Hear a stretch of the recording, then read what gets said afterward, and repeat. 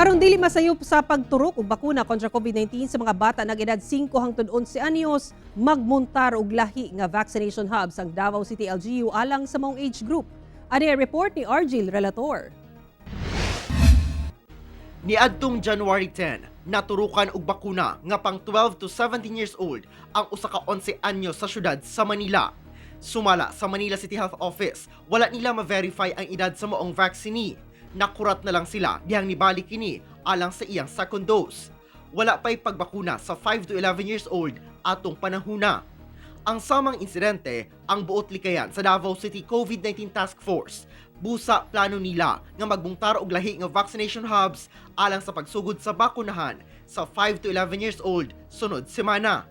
For us to secure nga kanang walay mga mistake of dosage kay iba man gud ang dosage nila, no, although definitely man train ang ato ang mga vaccinator, but we cannot be too lenient ana. So para to avoid mistake sa ato ang paghatag og dose sa ilaha, we have to separate to have a separate site. Gawas ni ana, buot sab nila nga mahimong child-friendly ang vaccination hub aron malingaw ang mga batang magpabakuna, sanglit sayod silang dakong hagit ang pagkumbinse sa mga bata nga magpabakuna. Naanay partner hospitals ang Davao City LGU alang sa 1 to 2 weeks nga pilot rollout sa extended pediatric vaccination nga sugdan karong Lunes, February 14.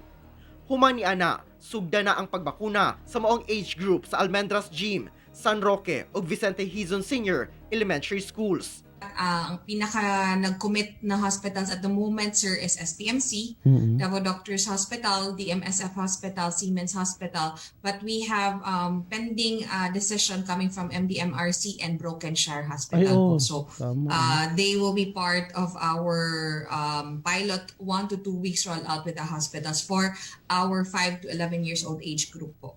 Anaa sa 269,121 ang target na bakunahan sa maong age group sa Davao City. Matud sa COVID-19 Task Force, kung mabakunahan ang tanang bata sa syudad, dako ang posibilidad nga makabot gayod ang 100% herd immunity sa 1.8 million nga total population sa syudad. Ako si Argil Relator para sa One Mindanao.